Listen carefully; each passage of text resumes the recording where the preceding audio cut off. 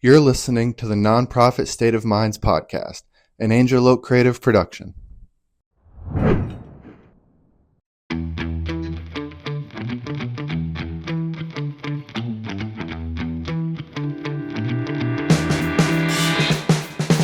Hey everybody, David Chatham here with Angel Oak Creative. Welcome to the latest episode of the Nonprofit State of Minds podcast, where we pick the brains of nonprofit leaders and really try to add value to the conversation, really try to elevate the conversation in the nonprofit sector. And we've had some really great guests on over the last few years. Today is no exception. Bill Crouch is CEO of Bright Dot. Bill, welcome to the podcast. Thank you for taking some time today. Thank you, David. Delightful. And I just had lunch with Carol Holland, and she sends her regards. Oh, good old Carol. Yeah, that's great. Yeah. Well, good. Well, we love Carol and Town Bank. The last episode was with Brian Reed, so the Triangle president of Town Bank. So you're running in good company if you're hanging out with Carol. That's right. Well, that's great. Well, we love our nonprofit community here in the Triangle, and hopefully, everybody will gain some interesting insights from this conversation. Bill and I met where I meet a lot of people on LinkedIn, and Bill was discussing topics, especially around major donors and other things that I felt like were really relevant right now as we're entering into some really uncertain times with federal funding being cut, kind of disappearing in many cases, and just what that looks like. So I asked Bill to see if he would be willing to come have a conversation, and he agreed, and just really grateful for that. So thank you again, Bill, for being here. Tell us a little bit about you and your nonprofit journey, and then maybe just a little bit about Bright Dot and what you all do. So delighted to do that. And thank you, David, for the opportunity. My whole career has been in the nonprofit world until 10 years ago when I stepped out of it to start Bright Dot.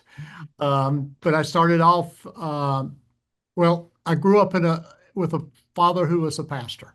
Yeah. So I've always been around the nonprofit world, went to Baptist colleges, went to a seminary, got my first job working at a university. I was there for just a couple of months when the president suggested that I needed to move over and learn how to raise money. So I got involved at Gardner Webb College at that time. Yeah.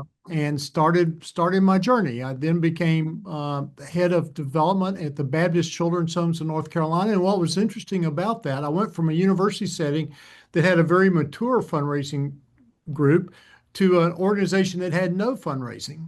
And I started from scratch, the development operation and across their 17 campuses.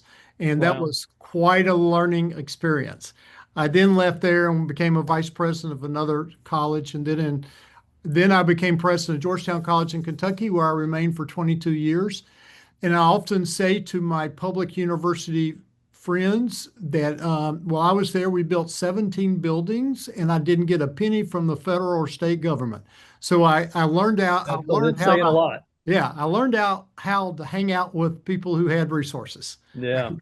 And go ahead. That's how I cut my teeth in this world.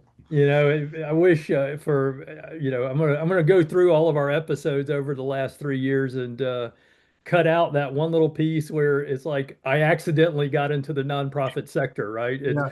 I mean, it's almost every story that we have, nobody's like, oh, I'm going to go work in the nonprofit sector. Right. It's like, oh, Right. I ended up kind of accidentally getting here, right? So, That's all I knew. That's all I knew. So yeah.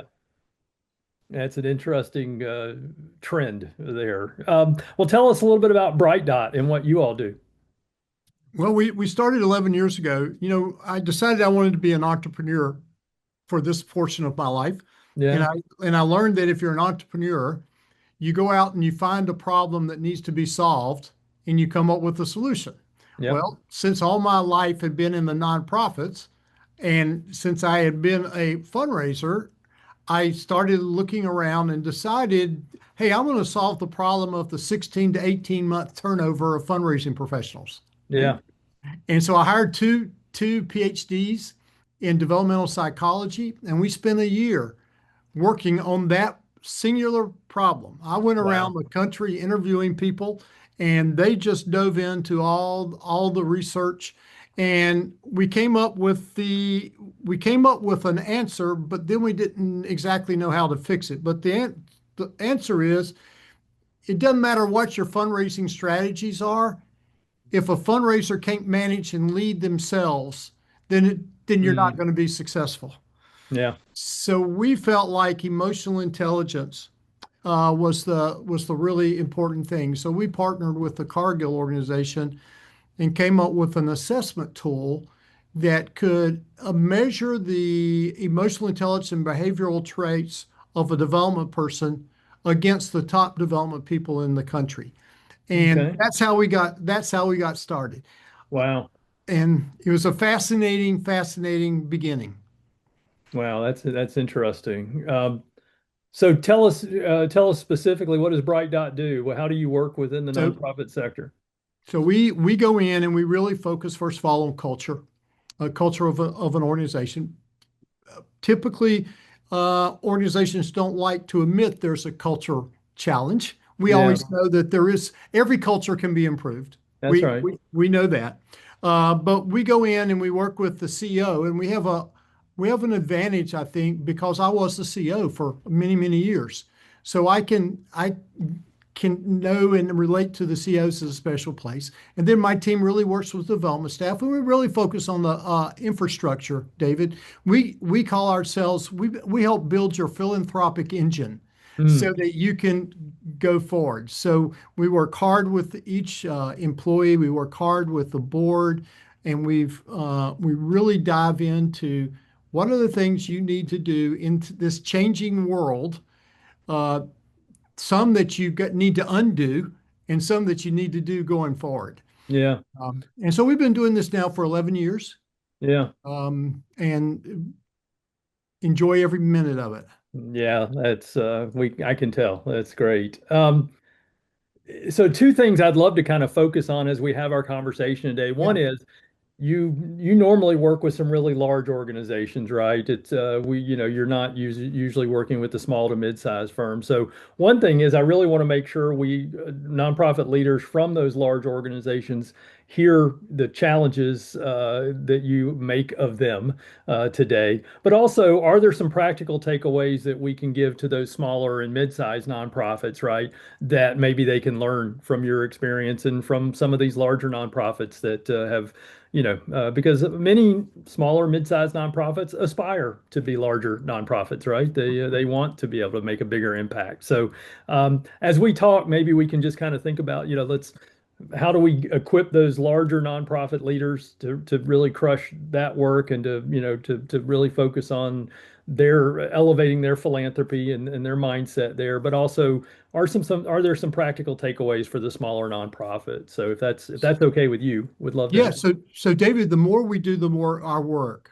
the more that we begin to realize that it's the same for both groups, Yeah. right? The small and the large. It's all about leadership. And the Okay. leadership obviously changes if you have 20 employees compared to two employees. Right. But it's about leadership and understanding the changing dynamics that we're now living in, Yeah. and how to make long-term investments that might not have short-term impact.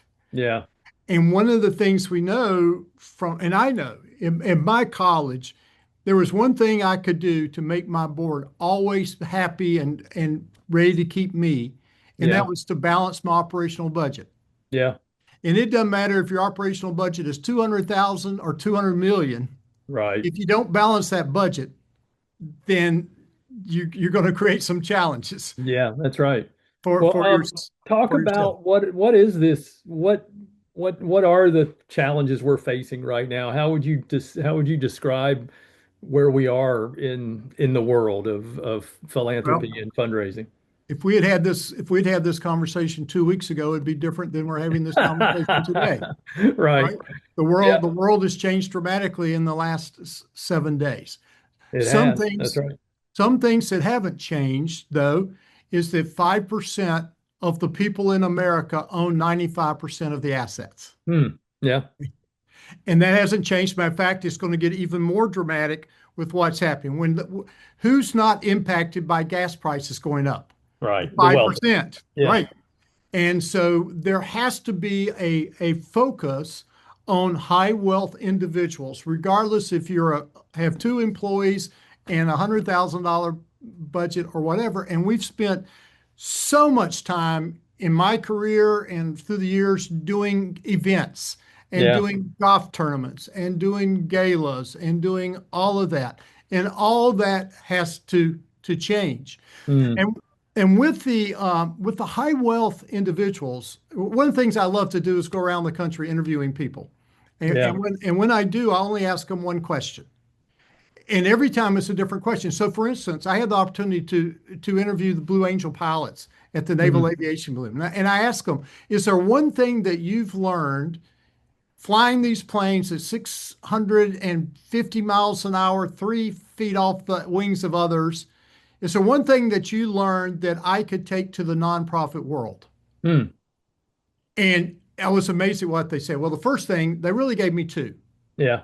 The first is they say when they get out of their plane and they still have on their jumpsuits, the first thing they do is go and thank the person who put the gas in the plane. Mm. Yeah. And they say there's not enough gratitude among your teams for what each other does. Yeah. We should be expressing on a regular thing. Yeah. Right? The second thing they said is there can't be any distractions. Mm. Right? Yeah. And they said that most people live in a world of distractions. So I know, for instance, if I'm a CEO of a larger nonprofit or the executive director of a smaller one, I'm distracted all the time. Yeah. I'm distracted by all kinds of stuff. And what was interesting, they said if you're sitting in an office with a window and a bird flies and lands on the tree outside your window and you look at that bird, you've lost 7 minutes of concentration time. Wow. Right. And so what we've been able to do is take that insight from them, and we've created what we teach compartmentalization. Mm. That a CEO, executive director, has to compartmentalize their time and spend, we say, 2 hours a week totally just thinking about fundraising. Because what typically happens, you get up in the morning and say, hey, I'm going to think about fundraising today, and then 25 things come at you. Right. And it always gets put on the back burner. Wow. So we say, push it up to the front, set it aside, go somewhere where you won't be distracted, and we give them a list of 6 things to do during those 2 hours. Wow. And if you'll do that, you'll raise more money than you've ever raised before. Right? Give me a couple of examples of those 6. Just what are 1 or 2 things that you really recommend that they focus on for those 2 hours? Write 4 handwritten notes. Oh, wow. In those 2 hours, right? Yeah. And when you first get started, go backwards. So write your 4 past board chairs, a handwritten note, and say, I wouldn't be here today, and this place still wouldn't be going if it hadn't been for you. I just want you to know that you matter. Pick up the phone. Super smart. Yeah. Pick up the phone and call 2 prospective donors that your development people have been working. Just say, hey, I'm thinking about you this morning. I really want to follow up. Have a book on fundraising.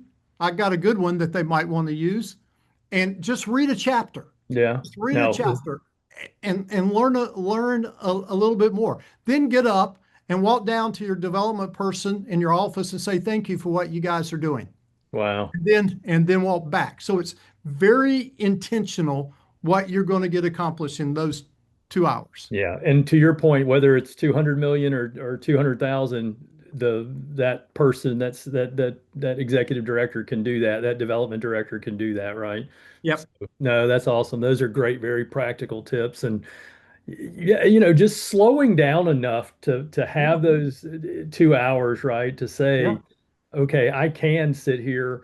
Angel Oak, we're actually undertaking this similarly for our clients. We started this year to say, you know what, we're going to have our CEO, Caitlin, our president, to really do more with some of our larger clients, to thank them and to be engaged with them. And that's she's going to take time each week, write letters, pick up the phone, do that, right? Yep. So I Yeah. love it. That's Yeah. so practical and simple, right? I mean, it does, and they don't really, it doesn't cost anything, you know? No, I doesn't mean, cost.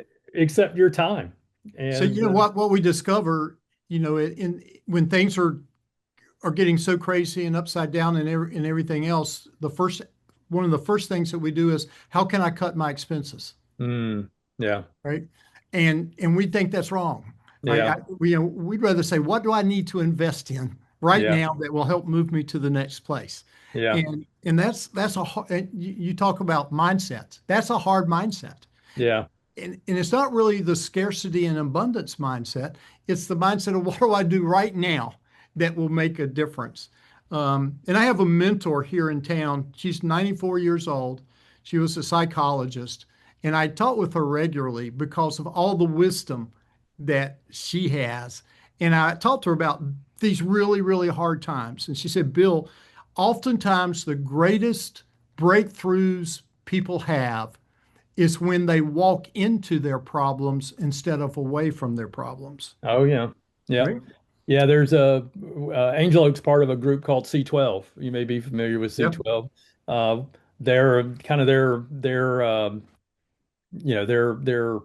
mantra is centered around the buffalo culture, right? Mhm. And the Mhm. idea is that buffalo out in the plains run into the storm, Right. knowing that if they run into the storm, that the storm's going to pass by them quickly, right?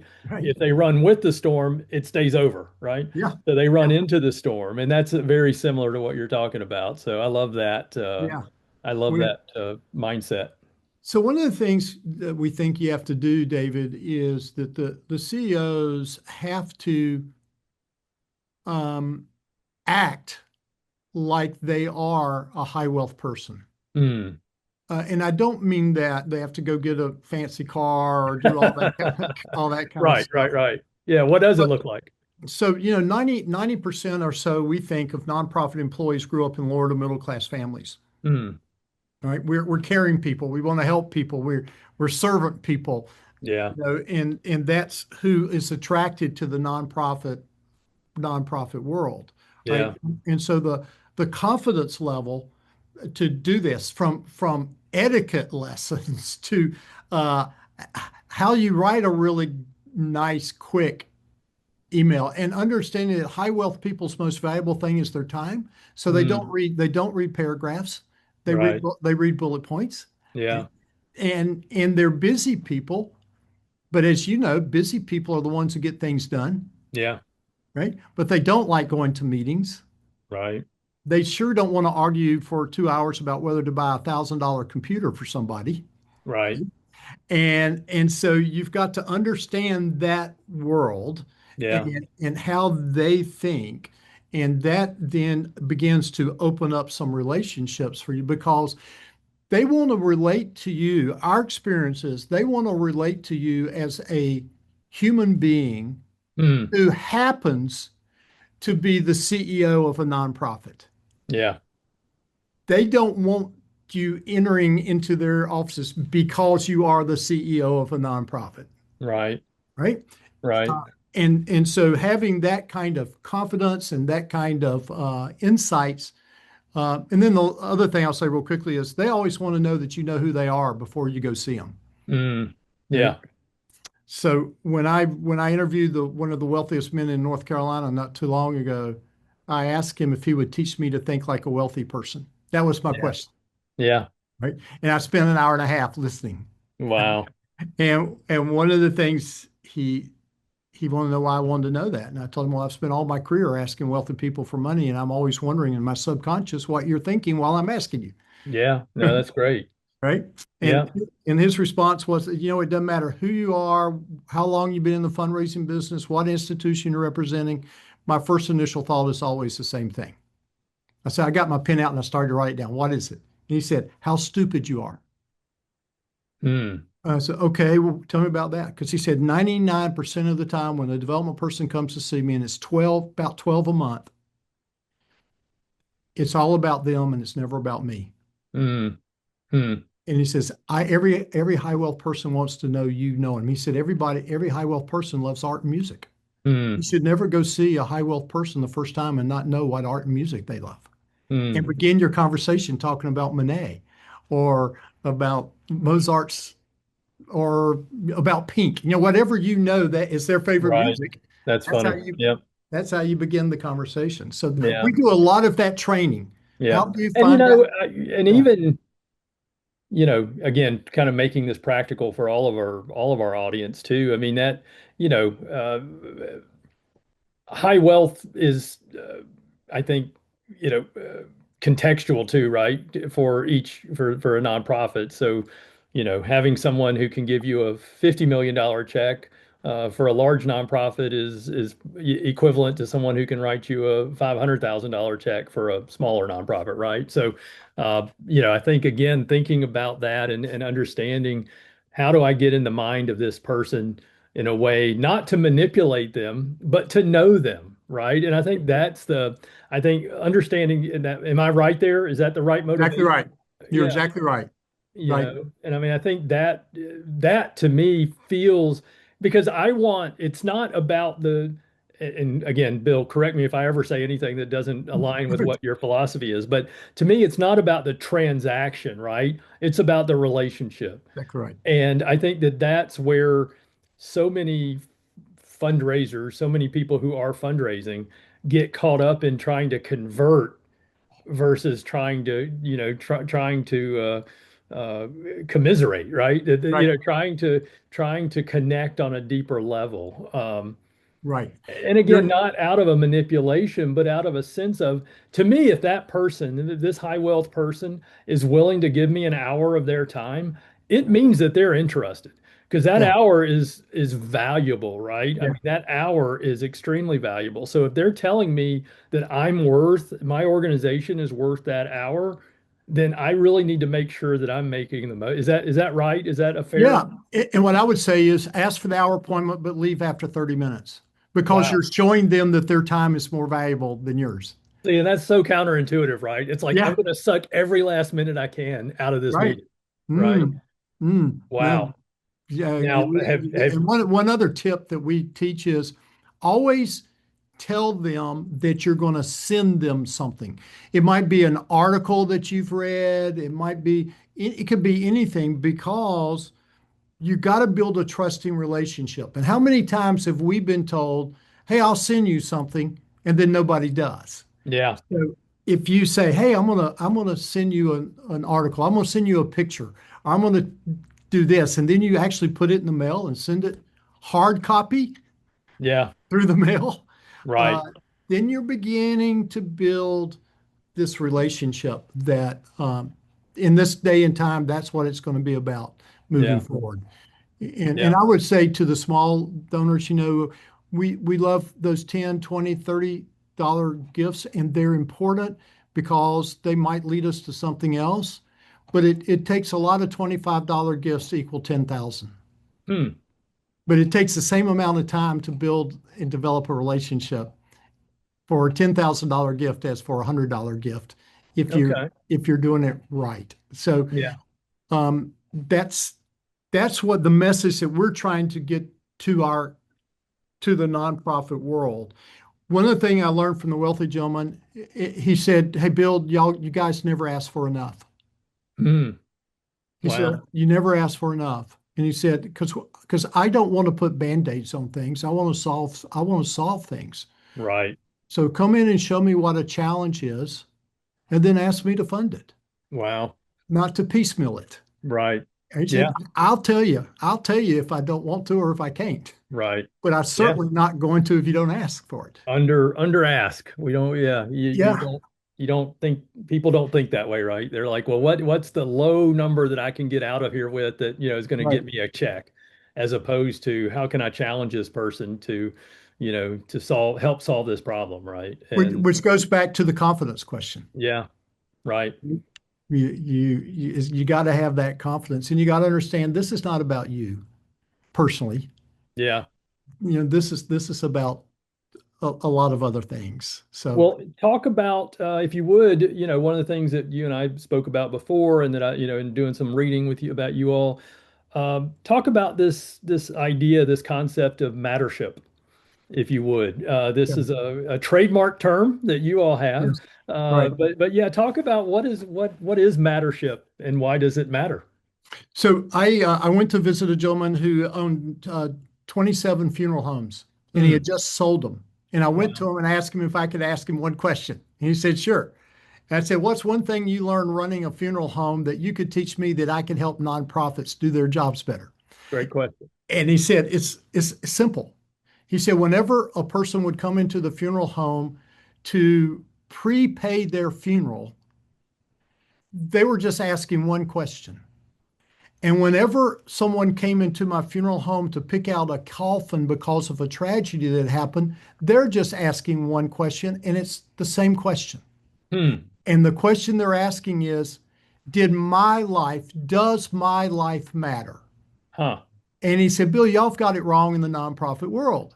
He said, "You're all the time saying that the people you serve, that their lives matter, but you're not saying to the donor, hey, your life matters. And Hmm. because your life matters, we would like for you to invest in our organization so we can make sure this child's life knows that their life matters." Right. And so it's taking stewardship, which I think is pretty transactional, Right. Yeah. taking it to a new level of relational, Huh. right?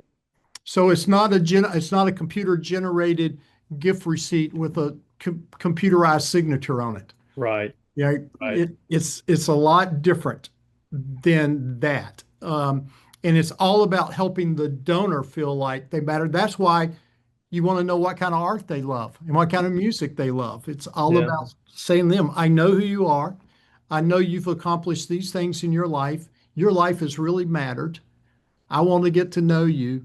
Now, will you help me give that same DNA to some of the people we're serving? Yeah. Now, and you've probably heard that. I mean, you're going to get a little pushback, right? Because a lot of what, especially in marketing and storytelling, making there's one element that says make the donor the hero, Right. but there's also another element that says make the recipient the hero, right? Make the Yeah. recipient the catalyst, the for change, this idea of strength-based communications, which we do believe Yeah. in that. But how do those two So what we exist say, so we, simultaneously? yeah, so we've studied all the materials about making the donors the heroes, and we think that's important, that we think that's part of what mattership is about. But this we know, and it's a hard thing to take in place. If you do not have your mission doesn't matter Mm, if you don't have the revenue to do it. fair, fair. And it's got to start with the donor. It's Yeah, got to start with the revenue, right? yeah. And if you don't do that, then you're not going to be able to serve the Kind of people. stating the obvious, but I guess it has to be said, right? I mean, Right, I right. mean, And because yeah, it's a hard thing to say because the reason we get in the nonprofit world is we want to serve people, right. right? Yeah, We didn't get in the business to go around and court people who have lots of money. yeah, yeah, yeah, And that's where also we do I think a fairly poor job in the expectations we have of our board members. yeah, We let them off, we let them off the hook. And if they were out there going after the dollars yeah. so that we could serve the people, that would be the perfect combination. But Sure. that Sure. often falls on the back of the CEO or the executive director, Right. Yeah. right? Yeah. And that's the challenge we have. Talk Um, about what does Mattership look like in action? What are you equipping your the directors to do, the CEOs to do? well, first of all, we know this that only 22% of people who make a first-time gift to a nonprofit ever make a second gift. Wow. Yeah. And if you ask them why, there's a wonderful book called Retention Fundraising. If you ask them why, they'll say, first of all, I wasn't thanked appropriately. Hmm. Right? They want Yeah. more than a computerized letter with a signature on it, Yeah. right? Yeah. And then the second thing they said, we weren't told within 6 months how our money made an impact. Wow. Yeah. And Yeah. that's whether they're giving $20 or $2,000. Right. Yeah. And I was going to say, because I think that would be the case if I'm I do monthly giving to a handful of organizations, and some of them do better than others, telling me what, not just what my obviously, but what the support Yeah. is enabling them to do. Um, Yeah. yeah, yeah, I think that's a critical piece of And that. then we say use the power of your phone. Mm, yeah, 3 weeks after somebody's made a gift, do a video of action. yeah, What you're doing in action, and send it out to your database. yeah, Um, just constantly be doing that yeah, instead of just waiting until their birthday and sending them a birthday card. yeah. And It's that's, got, that's you're talking our love language there, right? you're Of right. of communication and using, those kinds of tools to tell your story in a way, Right. and to do it in a more personal way. Even Right. if you're sending to 5,000 people, making it personal to you, to your donor, your recipient is not a hard, is not a huge investment, right? It's a Yeah, small. and we believe that almost a quarter of every board meeting should be nothing but writing thank you notes and picking up the phone and calling donors. Mm, Right. yeah, I, so it doesn't always have to be the executive director or your annual fund person. You got there's a lot of assets that nonprofits have that they never use, yes, right? yes, yes, And definitely. and figuring out what those assets are and how to use them is also part of that compartmentalization I talked about, that two Yeah. hours. Start making a list of what your assets are. Uh, Mm, and for instance, we think that salons, we call them salons, but these are small, intimate gatherings in people's homes, hmm are important. And we say to our community college clients, for instance, always take a faculty member mm, and have the faculty member look at those 6 or 8 couples as if they were a class, and let him for 15 minutes, or her for 15 minutes, teach a class about Shakespeare, or wow. teach a class about welding, or teach a class about whatever. You got to give the high wealth people things they can't buy. Right. Yeah. And An that's experience, right? experiences and feelings, right? Yeah. And all nonprofits can do that. Um, it's just that taking the time to really concentrate on what you've got to be able to use Mm, is so important, which gets back to the emotional intelligence piece. yeah. Talk about one thing we haven't touched on yet is uh, rethinking the 80/20 rule. Yeah. Uh, talk about that real quick, and then we'll start to wrap up. But yeah, talk Yeah. about why is that an important mindset shift for people? First of all, it doesn't exist anymore. Right? Okay, that's Now, fair enough. Yeah. now it's the 95/5 rule Okay. in almost any community in America.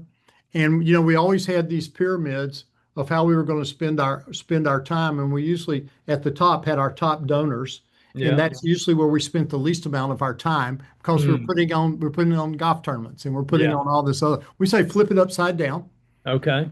Take your top 10 donors and spend 60% of your time on them. So top 10 donors, 60% of time. Okay. Yeah. 60% of your time on them. And then those who have the potential to go into that top group, spend about 30% of your time. Okay. And then those who are wonderful donors who give every month, et cetera, fix your system so you're spending about 10% of your time on that group of people. Gotcha. And Yeah. and you And will that's it. deliver. And that kind of aligns. One of the things at Angel Oak we do when we're working with organizations is we ask them to identify their primary audience, their secondary audience, and their tertiary audience, right? Right, right. And the way we define that is resource allocation, right? Exactly. Not about Exactly. importance, right? But more about how much resource do you have to put to them to communicate with them, right? This is from a marketing. So in Yeah, that, obviously your recipients are important, right? But you don't have to market to your recipients. They know you're there, right? They right. know that. They're So the loyal people. Yeah, right. So it's more about in that bullseye, where do you have to put the 60% of your resources, right?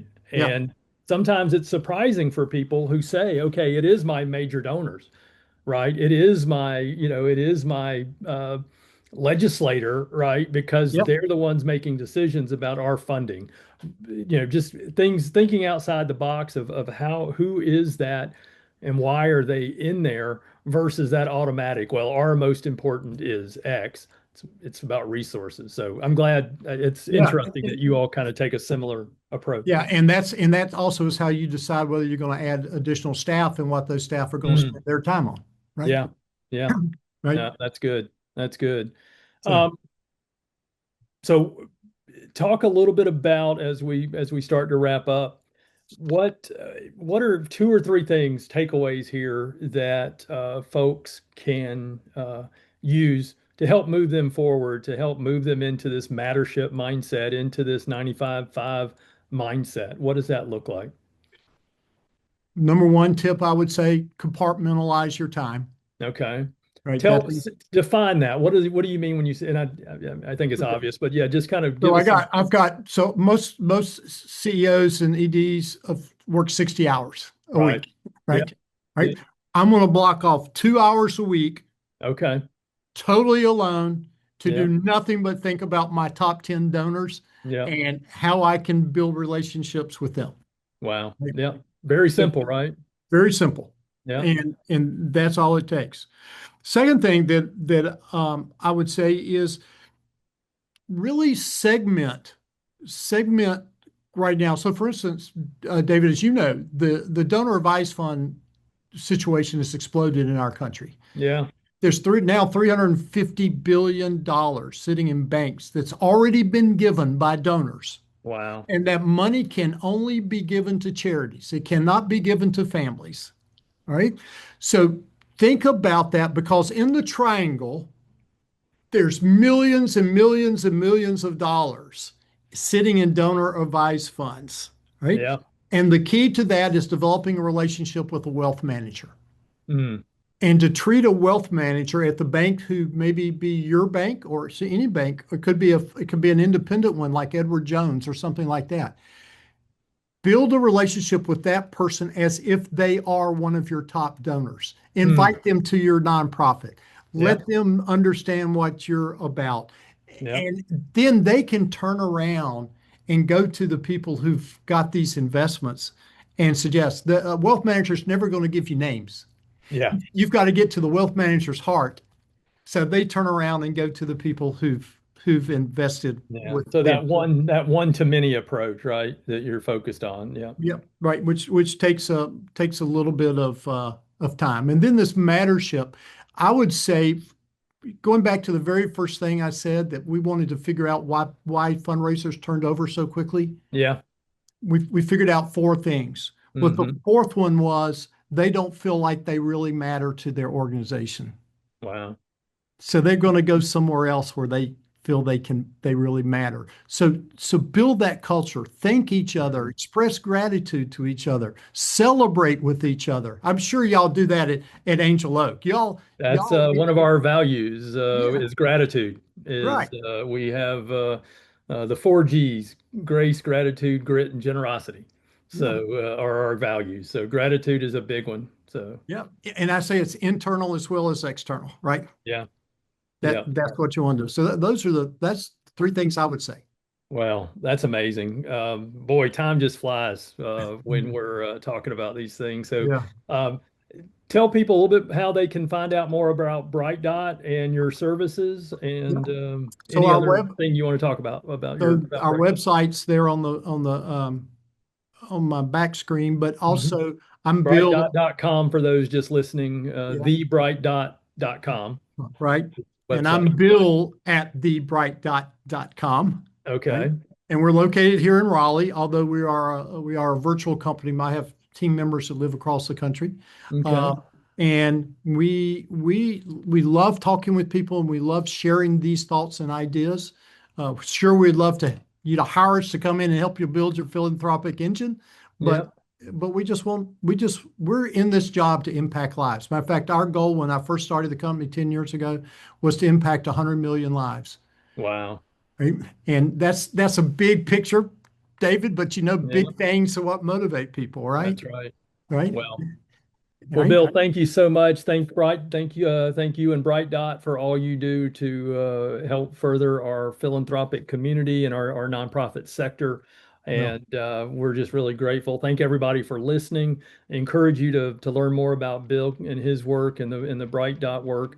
And encourage you, if you haven't listened to more of our episodes, please do. You found this one, so that's a great start.